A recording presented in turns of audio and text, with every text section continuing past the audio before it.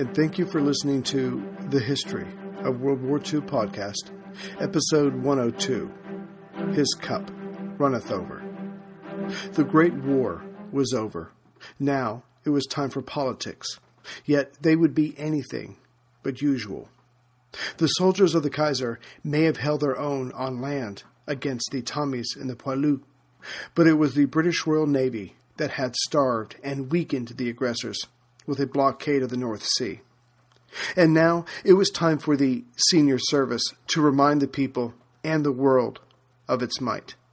On November 21st, 1918, just 10 days after the armistice was signed, the light cruiser HMS Cardiff cleared Scottish waters and met up with a German high seas fleet, made up of 179 vessels, battleships, cruisers, destroyers, submarines, and other such craft. Then, turning around, the Cardiff led the massive fleet to May Island in the mouth of the Firth of Forth.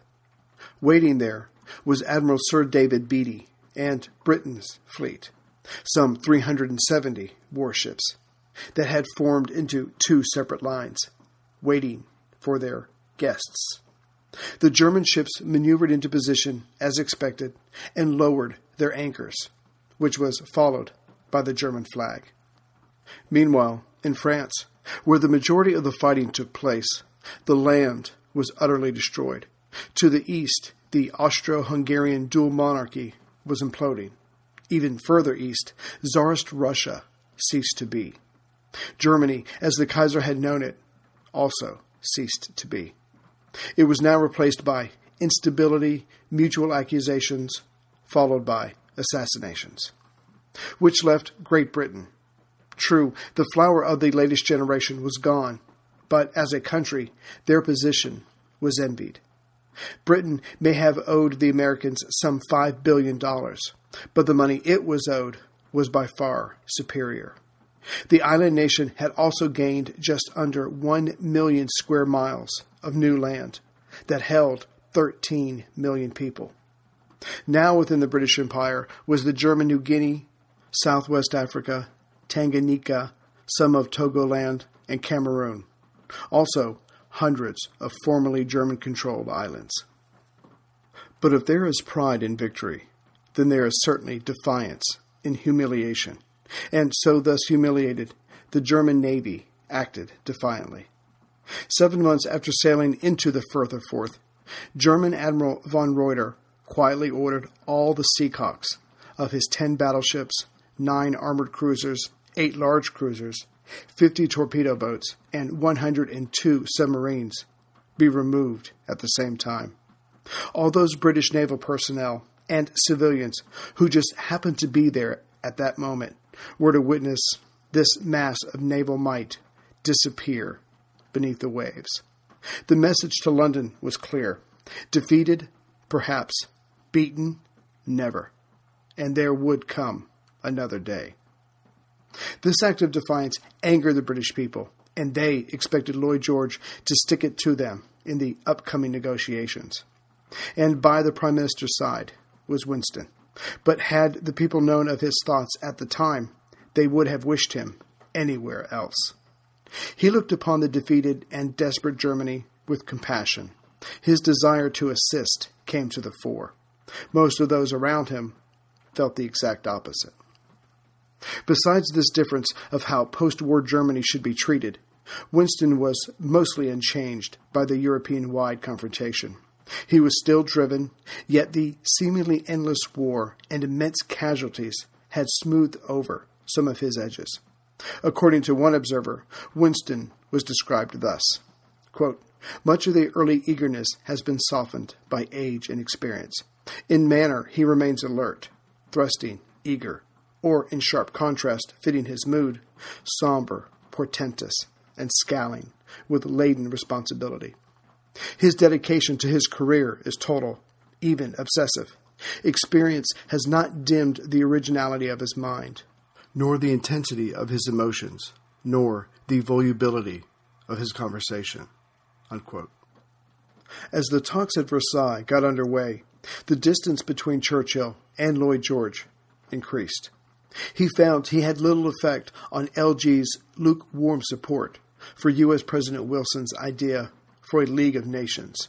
But in LG's defense, his attitude lay in the simple fact that Woodrow Wilson's proposal of self-determination contained the ingredients for the end of the British Empire. It also displeased Churchill that he could not blunt the edge of Clemenceau's hostility towards the Germans. Understandable, yes, but also unfortunate, as the shackles of Versailles would one day fuel Hitler's rise to power.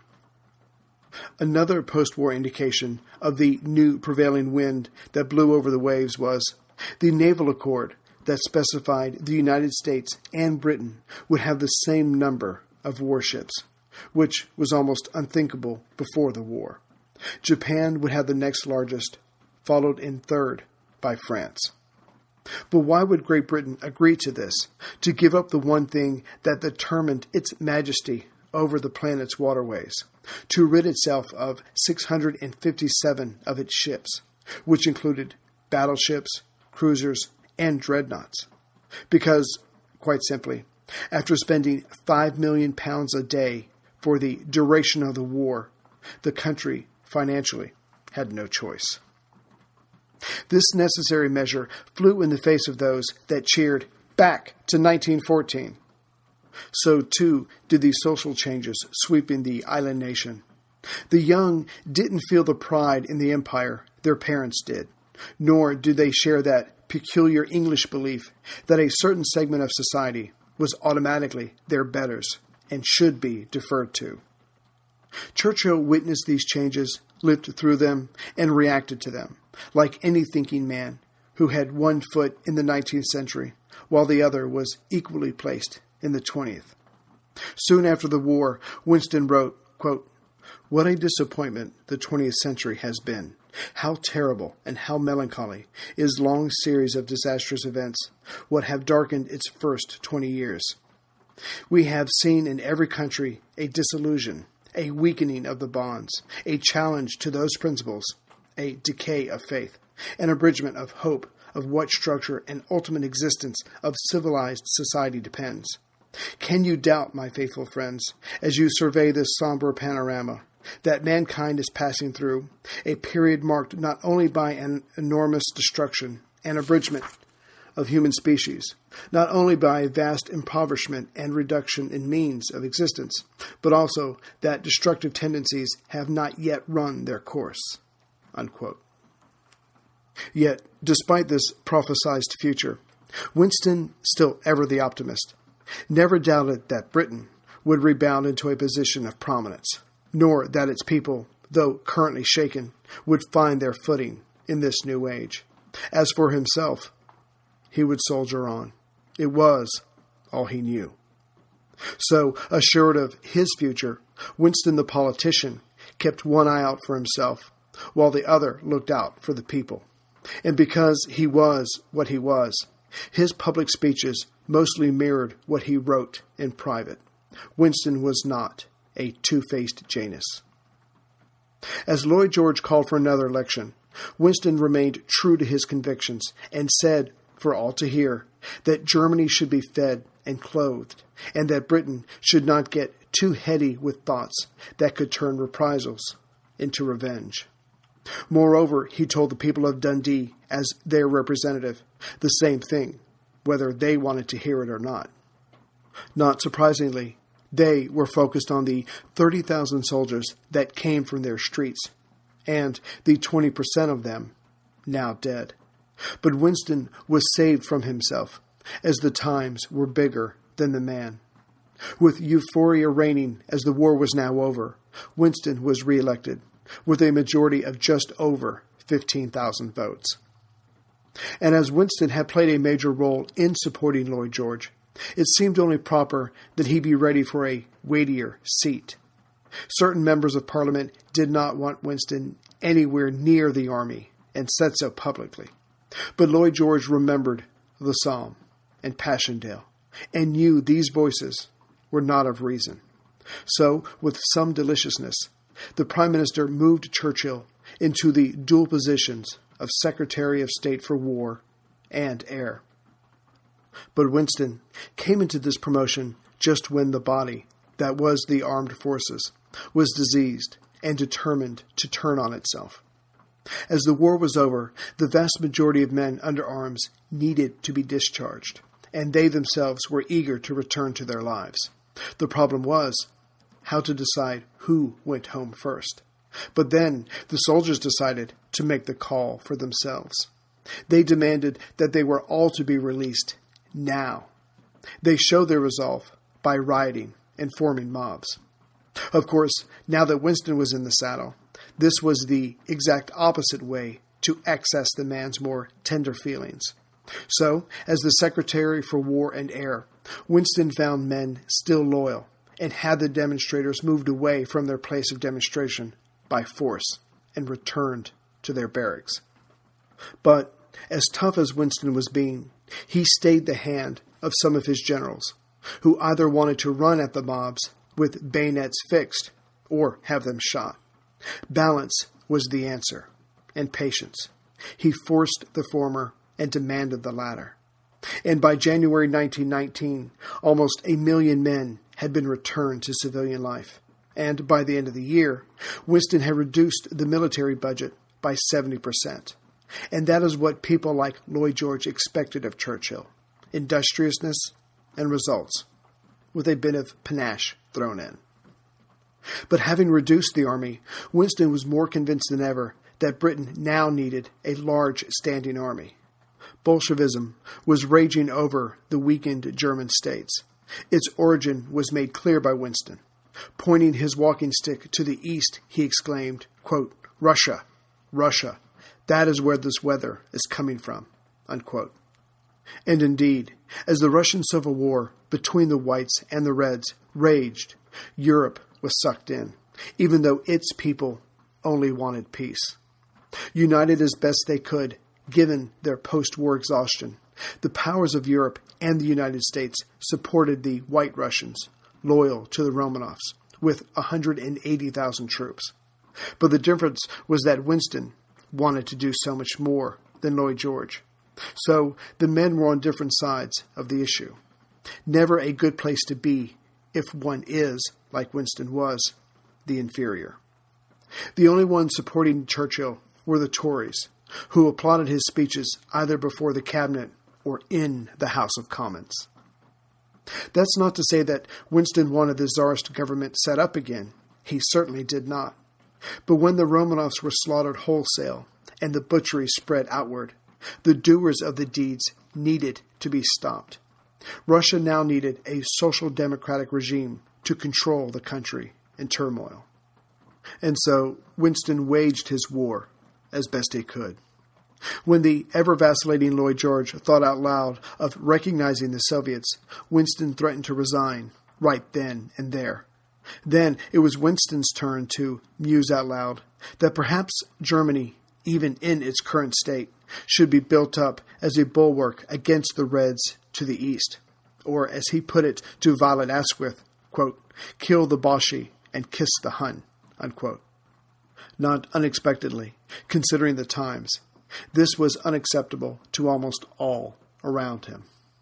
Still, he did what he could do, even if it meant exceeding his authority, something that Winston was comfortable with doing. He shipped howitzers to the Whites and asked for British citizens to join in the fray, and just over 8,000 did. Churchill got away with this, mostly because Lloyd George seemed to change his mind about the Russian struggle almost daily. One day he backed Winston to the hilt, then returned to the idea of leaving Russia altogether, in the spirit of Britain should look after itself and allow Russia to do the same. Not exactly what Winston, as an influential member of one of the most dominant and powerful countries, was used to. It didn't help Winston's future that some of the British citizenry found common cause with those in Russia fighting against imperialism and the status quo. As touching the Russian Civil War, the British people were walking a different path than Winston, and there was the matter of tightening the country's belt, which meant little to him. Right was right, no matter the cost, in lives or pounds. But ultimately, events in Russia conspired against Churchill. Still, he fought the good fight. One of those events was when Poland, in the form of General Józef Pilsudski, decided in early 1919 to invade Russia, which stirred the soul of all Russians, and the fighting parties came together enough to drive the land-hungry general back to Warsaw. When it was over, that decided Lloyd George, who came down hard on Winston by declaring Poland's and Russia's fate would be decided by themselves. Britain would stay out of it. Domestically, when Churchill, the conservative, cut the military's budget, he was praised. But when he couldn't inspire the people to his side over the Russian Civil War, he was seen again as a man of madcap military adventures. It was time for a change, and Lloyd George and Winston heartily agreed to this. Churchill was now to be the colonial secretary. But before moving on, it's worth noting a movement that Winston backed that proved he was all too human. As the Minister of War, Winston agreed with Lloyd George and others on the idea that Great Britain would be unable to participate in another general war for another 10 years. Checking the aggression of another country or fulfilling a pledge to an allied nation is not an exercise in the abstract. Winston, with all he had been through, should have realized this, but it was a popular stance to take at the time. And as we have seen, this idea would be perpetuated until it was almost too late for the next war. But that is another story. Even with Winston changing offices and responsibilities, his strength still shone. How could they not? By 1920, Churchill was the most powerful speaker in the House, and he used his gifts to lift some of the shame on a tragic event of April 13th, 1919, when Brigadier General Reginald Dyer had his men open fire on a group of civilian Punjabis at a gathering. The natives had assembled peaceably to talk about Dyer's reaction to a supposed accusation of an Englishwoman being molested in the Punjab city of Amritsar. The brigadier then made all the native men who happened along crawl on their hands and knees the length of the street where the event took place. Some of them were also whipped. As the humiliated people were discussing their shameful experiences, Dyer came upon them and had his men open fire for just under 10 minutes. And in that time, the civilians had sustained 379 dead and just over 1,500 wounded. Dyer then had his troops about face and returned to camp. There were those in London who praised the general, but for many more, common sense prevailed. Still, an event like this had to be brought before Parliament. The House of Lords went first and voted to praise the general, or at the very least, not to punish him. Then it was the turn of the Commons. As the session began on July 8, 1920, everyone knew that the House would vote against Dyer. However, another low point in British snobbery raised its ugly head and actually reversed the feelings of many, this time to support Dyer. And that happening was an attacking speech by Secretary of State for India, Edwin Montague, who happened to be a Jew. Montague had been forewarned to be judicial and, most importantly, succinct, but he was not.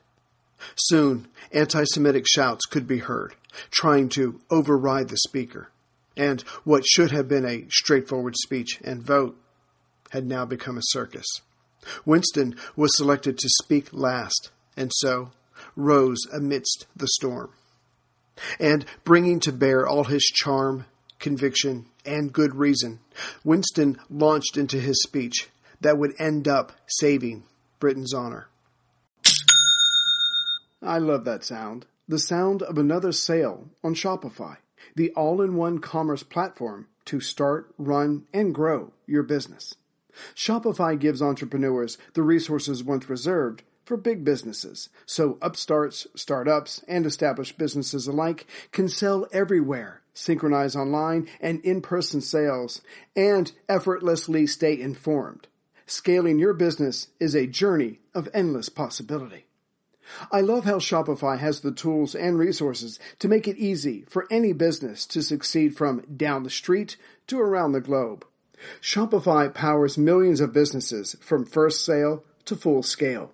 With Shopify, you can reach customers online and across the social networks with an ever-growing suite of channel integrations and apps, including Facebook, Instagram, TikTok, Pinterest, and more.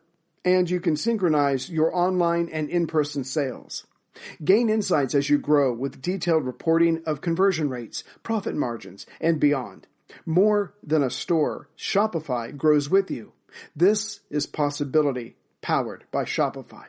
Go to shopify.com/World War II, all lowercase, for a free 14-day trial and get full access to Shopify's entire suite of features. Grow your business with Shopify today. Go to shopify.com/World War II right now. Shopify.com/World War II.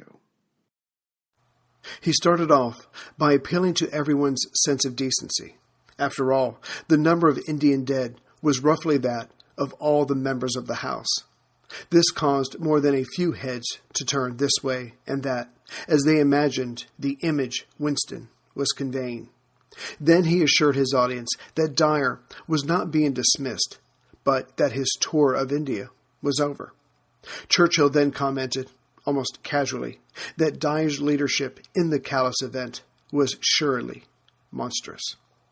But before this observation could rekindle emotions, he asked them all to look at the event from a soldier's point of view.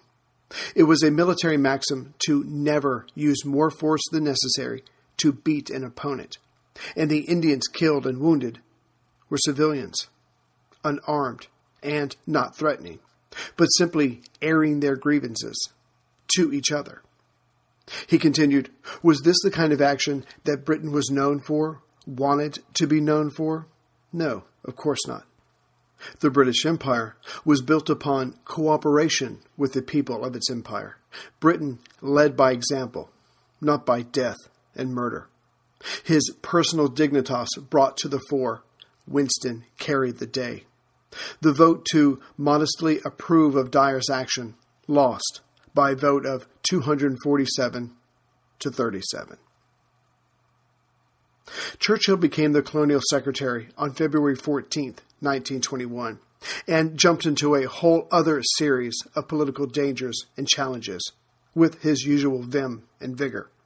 Because, as he was always better on the offensive, he enjoyed the idea of no more budget cutting. But even for a man who enjoyed a challenge, the Colonial Office gave Winston a run for his money. The Middle East and the situation with Ireland needed straightening out, and Winston, with his Blenheim-sized ego, believed he was just the man for the job.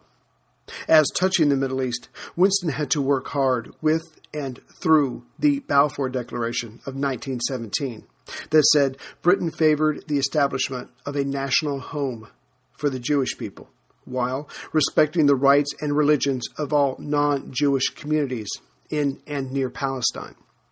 So Winston, being Winston, climbed aboard the French steamship Sphinx and made for the Middle East.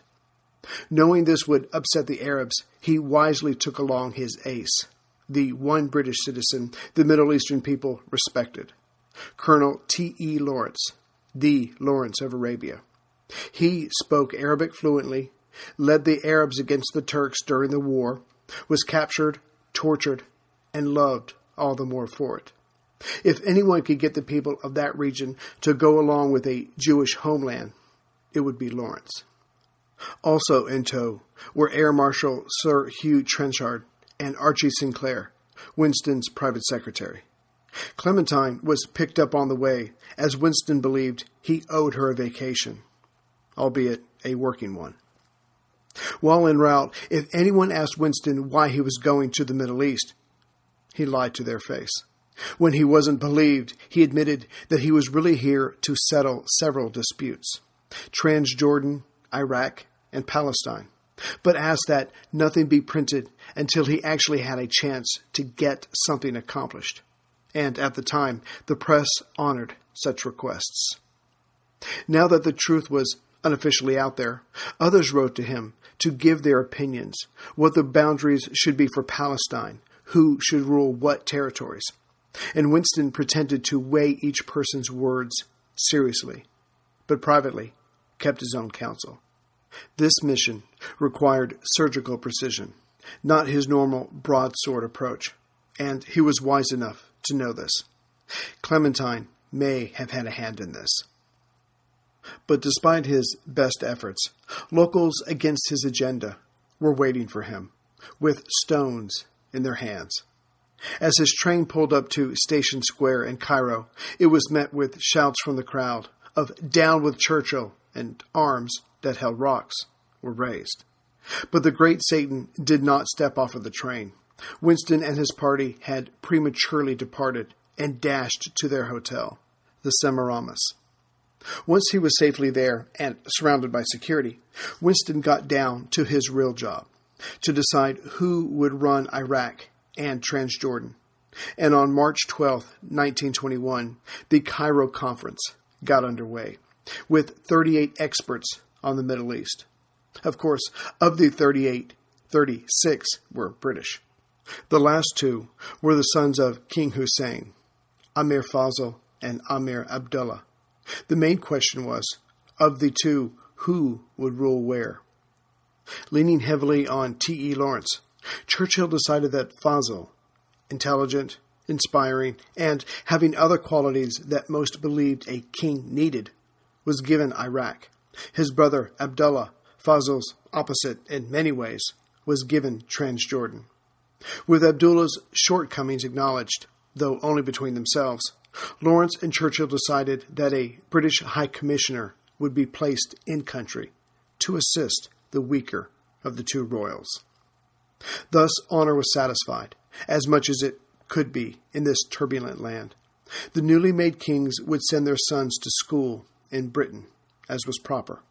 The oil in Iraq was safe in British hands, and, most importantly, some goodwill had been generated, which would hopefully help with the next question, the Jewish Homeland. Other decisions were made as well, like to withdraw British troops from Iraq and save the exchequer £25 million a year, thank you very much, and the details were left to the subordinates in Mena House. With these details checked off his list, Winston took Clementine's hand. It was time for the vacation part of this trip.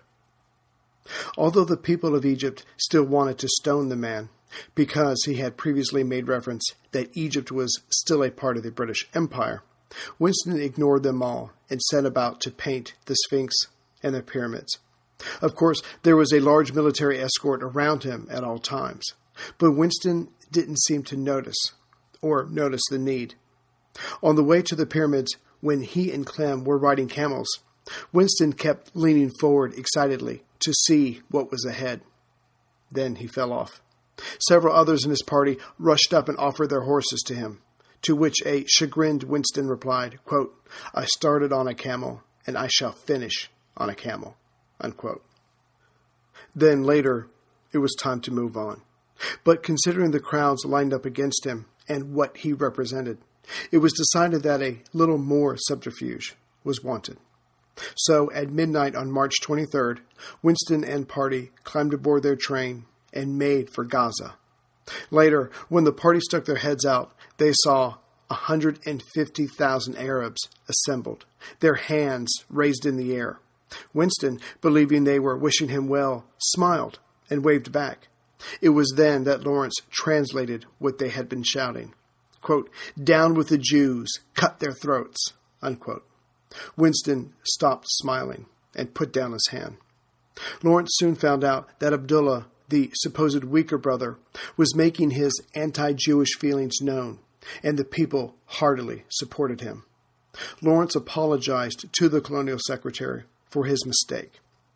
Winston, being the type of man who appreciated mistakes when they were made sincerely, stiffened his back to the bold-faced threats he saw every day against the Jews. His feelings were now stirred, and his heart quickened at the idea of establishing a homeland for the Jews. He supported the Balfour Declaration whenever and wherever he could in public. And the House of Commons, moved by his passion and by his speeches, supported him with a vote of 292 to 35 to make the Balfour Declaration a reality. Of course, it would still take a quarter of a century, with one British commission after another reviewing the facts in 1929, in 1938, in 1939, and then everything was put on hold as the Allies needed the Turks to fight the Axis.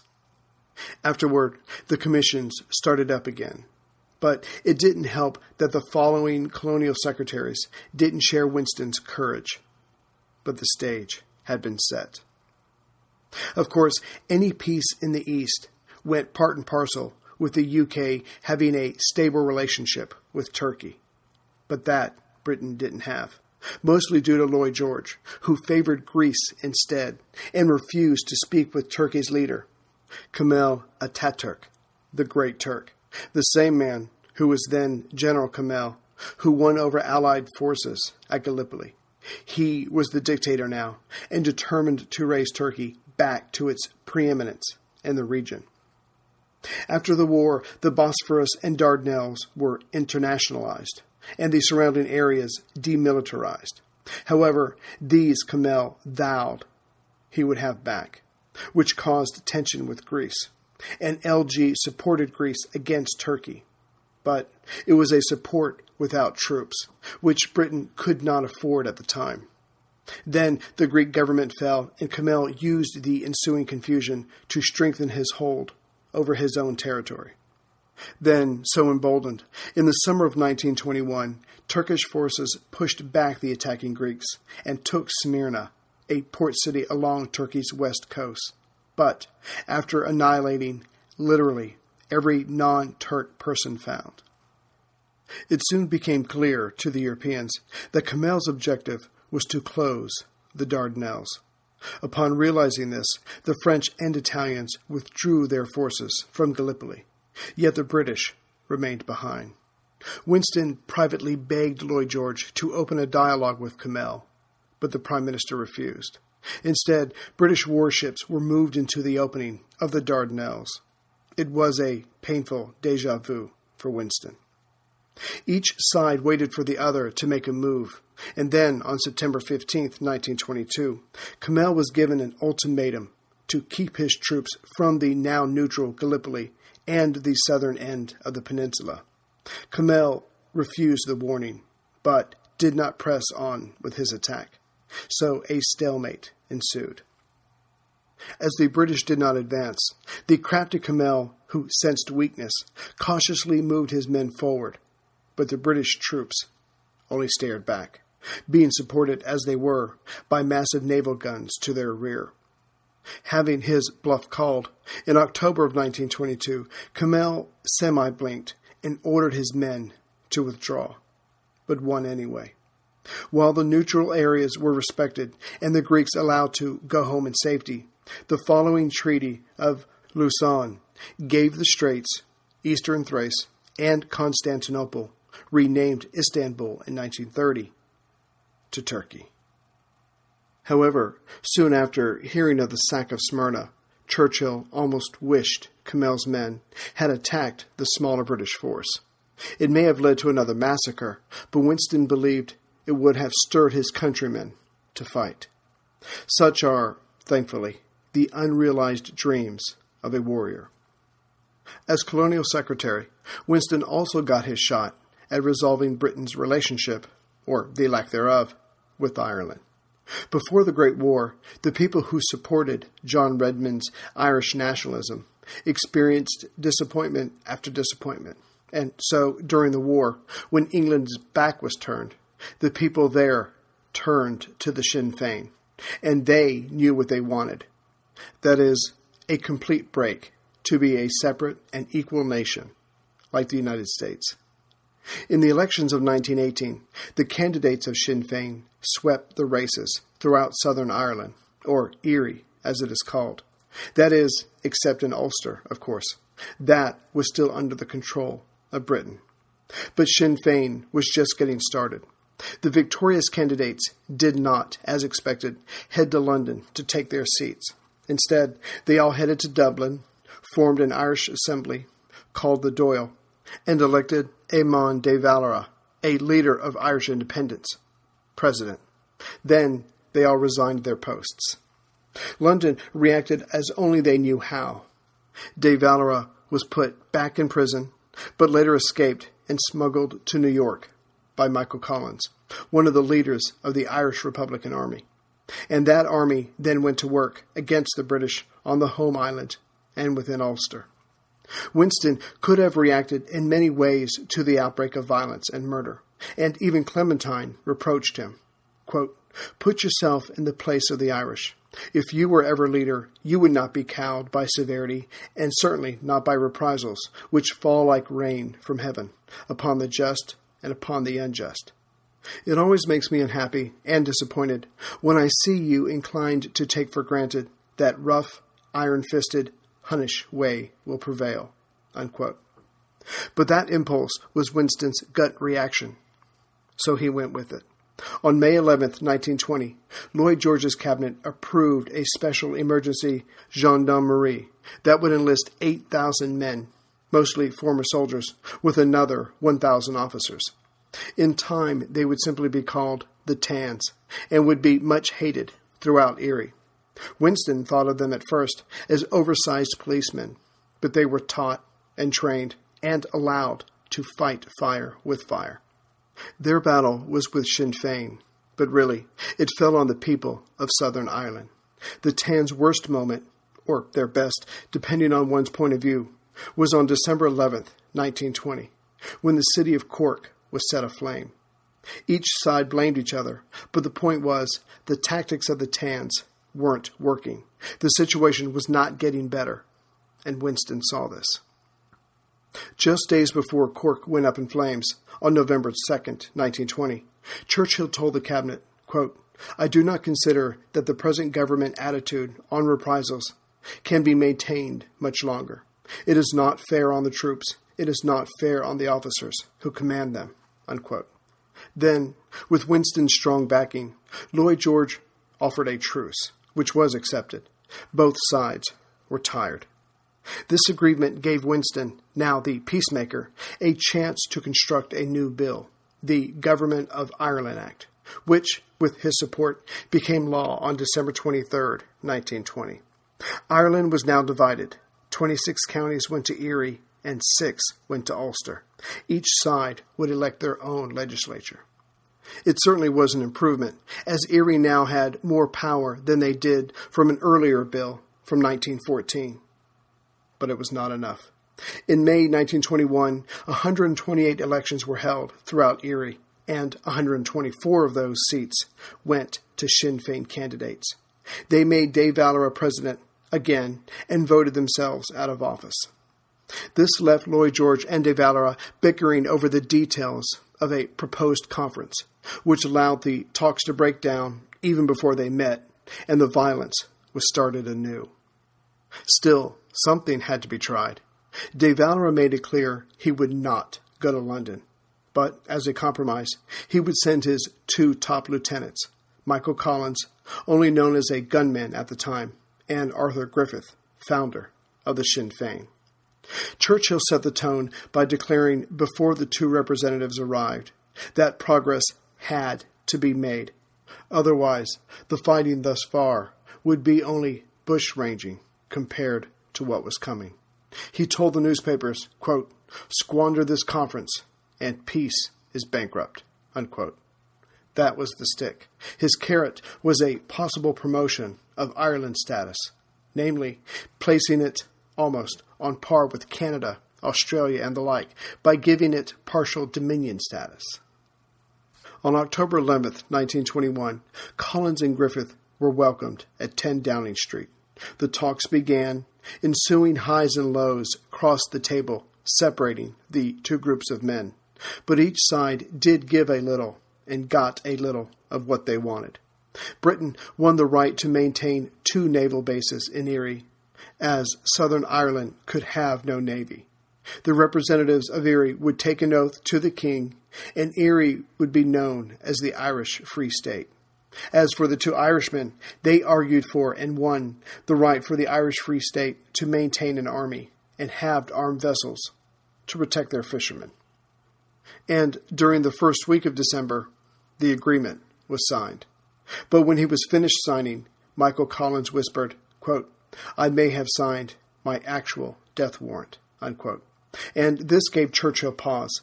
He and Collins had spent a lot of time together during the talks and instantly bonded. They were cut from the same cloth, brave, irrepressible, and bombastic. They had shared meals, compared bounties on their heads, laughed together, cried together, and ended one evening at Churchill's house singing together while deep in their cups. Hi, I'm Nathaniel Lloyd, host of Historical Blindness, a podcast about historical mysteries, misconceptions, and myths. Common custom tells us that dessert must wait until after dinner, but sometimes it just makes sense to have it first. You can't let your sundae melt just because society tells you to eat your meal first. The same is true of fun. We're told to wait until our work is done to enjoy ourselves, but sometimes that would mean letting your brain melt. You've done enough to enjoy a little restorative entertainment, and the mobile puzzle game Best Fiends is the equivalent of a cool treat that can serve as your just desserts anytime you feel you've earned it. This free-to-download game offers new levels and events every time you play. I'm only on level 144, but I enjoy discovering new challenges and seasons whenever I play, like the new Cheesy Mystery Challenge and the ongoing and appropriately titled Season of Leisure. On vacation? Check out Offline Play. You don't need much spare time to conquer a level, and it's always gratifying. You've earned your fun time.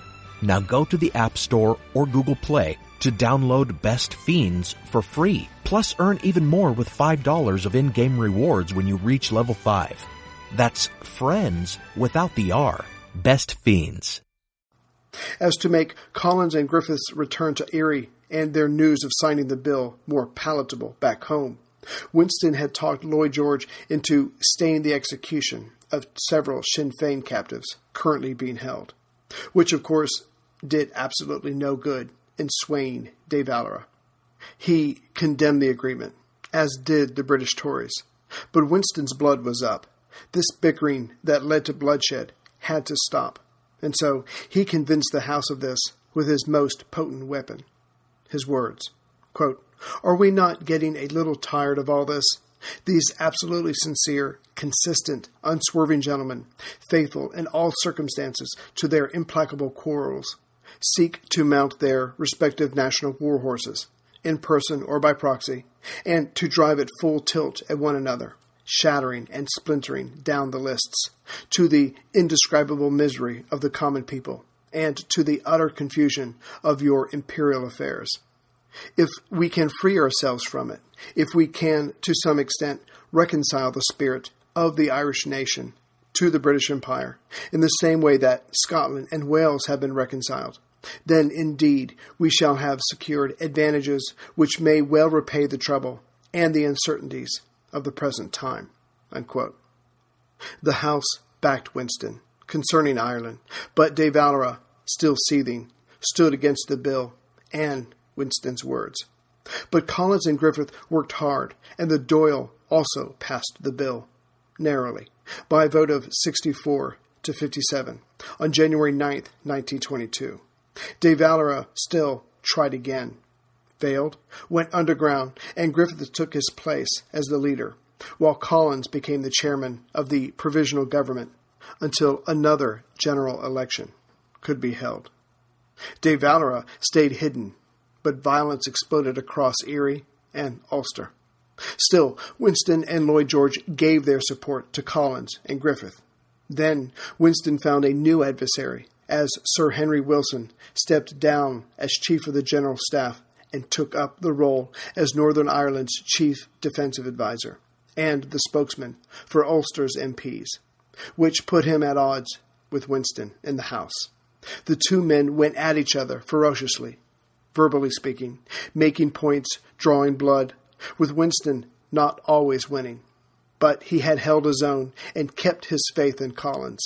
That was vital for the bill and for Collins across the Irish Sea to have any chance of success.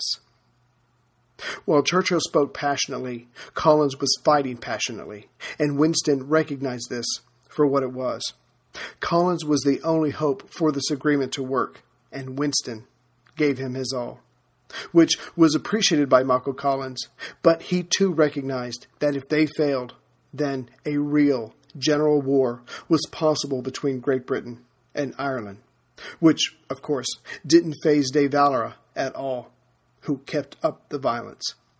Houses burned, unsupportive families were slaughtered, terror reigned. But de Valera paid a price for his extremism. When Erie went to the polls on June 16, 1922, the war-weary people elected 93 candidates who supported Churchill's bill. Candidates of the Irish Republican Army only won 35 seats. However, this turned out only to be a very thin silver lining within a much larger dark cloud. Only 6 days after the Irish had gone to the polls, Sir Henry Wilson was shot down outside his doorstep. The Irish gunmen had emptied their pistols into his chest. Soon after, agents of Scotland Yard had found a list of British politicians who were to suffer the same fate, and Winston's name was at the top. For months afterward, he slept in his armchair that had been reinforced with steel, a pistol in his lap. The IRA irregulars, as de Valera's men were called, raised the ante by taking the buildings of the Four Courts in Dublin. But at least now, the British had a tangible target to focus on, or rather, British artillery, which was given to Michael Collins for his men to fight back. As those Irishmen willing to fight for the Free State moved in, the occupiers, seeing that they were going to lose, set fire to the buildings and then surrendered. But if they expected leniency, they didn't consider the numerous lines they had crossed. A number of them were executed by a Free State firing squad. But this sign of Sinn Féin determination was only the latest blow of a much larger fight.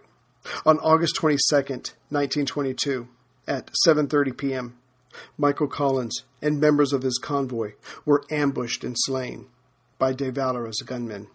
In the last minutes of his life, Collins said, quote, "Tell Winston we could have never done it without him," unquote. The body was wrapped in the green flag of Ireland, and that song, so intertwined with the Emerald Island, was sang by the mourners. Oh, darling boy, the pipes are calling, from glen to glen, and down the mountainside. The summer's gone, and all the roses falling. It's you must go, and I must bide. But come ye back when summer's in the meadow, or when the valley's hushed and white with snow. I'll be here in sunshine and in shadow. Oh, darling boy, I love you so. Winston mourned the loss as well, while other Irish Free State men moved into leadership positions and were themselves slain. But in October of that year, the Dáil passed the Constitution, written by Collins, Griffith, and Churchill. Still, de Valera would rise again and become president 10 years later. The violence continued. But now it was time for Winston to look after his own political laurels. As the years passed after the Great War, many voters considered that Lloyd George had won the war, but lost the peace, and Winston was always seen by his side. Was it the captain's fault that the League of Nations did not contain representatives from the United States, Germany, and Russia? Perhaps not, but that is how it was viewed from the streets throughout London and Dundee. As for Winston, he had been so busy with the Middle East, Turkey, and Ireland that he had had no time to focus on his constituents or notice the political shift as the Labour Party grew in strength. What's more, the Tory MPs were extremely unhappy with LG's lack of everything, his leadership on domestic and international events. So they turned on him and voiced their desire to be led by Bonar Law. That shattered the coalition government, and Lloyd George decided to step down in mid-1922. Bonar Law then created his own government with a general election to be held in mid-November. This vote could not have come at a worse time for Winston, who was incapacitated by an emergency appendectomy. Still, he, just like everyone else, would have to fight for their seat, but was forced to fight lying down, which meant he was unable to personally convince the good people of Dundee that although he had spent the majority of his time dealing with the major issues of the empire, mostly outside of his district, he did have the voters' interest at heart. He had planned on more social legislation, but simply did not have the time to focus on it, which meant little to his district, who were dealing with high unemployment and other day-to-day struggles. Winston wisely chose not to harp on the Tories. Instead, he railed against the socialists, which must have felt good, but at the time was bad politics. The Tories, thankful from being spared his vocal attacks, decided not to run one of their own against him. Yet this gesture mattered little, as Winston was still laid up in Dorset Square. So, with nowhere else to turn, Winston asked Clementine to stump for him. And, although pregnant with their last child, she agreed, only to find hatred and contempt waiting for her, when she was not being spat upon, literally. Winston campaigned from his bed with letters against his two rivals, Georges Morel Deville, who was backed by Labour, and French to boot, and William Gallagher, a communist, who had organized strikes in defense industries when Winston was Minister of Munitions. This fact gave Winston much grist for his meal, but the people wanted to hear about their challenges and what was going to be done about them, not what the other candidates had done during the Great War. As they say, all politics are local. In the end, the frustrated people of Dundee elected Morel Deville and a prohibitionist, while Winston received less than 14% of the vote. Leaving Dundee straight away, Winston explained that he was far from well, and when back in London, wrote that he now found himself, quote, without an office, without a seat, without a party, and without an appendix, unquote. The emotionally and now physically scarred Winston was out of Parliament, which he had been a member of for the last 22 years, 13 of which as a member of the cabinet.